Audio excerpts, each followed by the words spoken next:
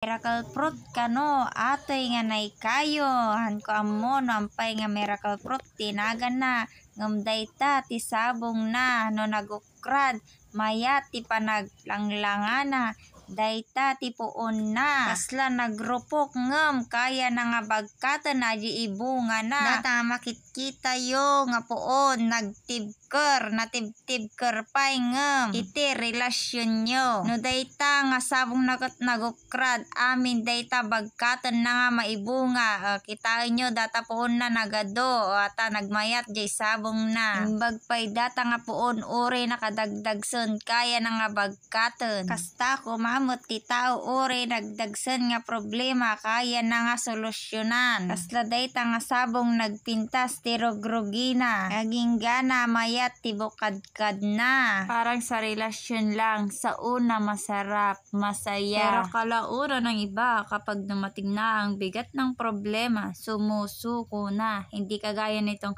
miracle fruit talagang masasabi mo siyang matibay, matatag. Gaano man kabigat ang kanyang dinadala. Kahit na bumagyo man, malakas ang hangin, andyan pa rin siyang matatag na nakatayo kasama ng kanyang mga bunga. Kaya bilib ako sa punong ito Magmula nung tinanim ko to hanggang ngayon, andito pa rin siya. Kahit anong hagupit ng bagyo, hangin, nakatayo pa rin at patuloy na bumubunga. Bawat bunga niya ay nasa 3 kilo. Sa napakanipis na sanga at apakabigat na bunga ay kinakaya pa rin niya para ipagpatuloy kung ano man ang naumpisahan niya. Ganon din ang tao, minsan inilalagay ka ng Diyos sa pinakamahirap na sitwasyon ng buhay.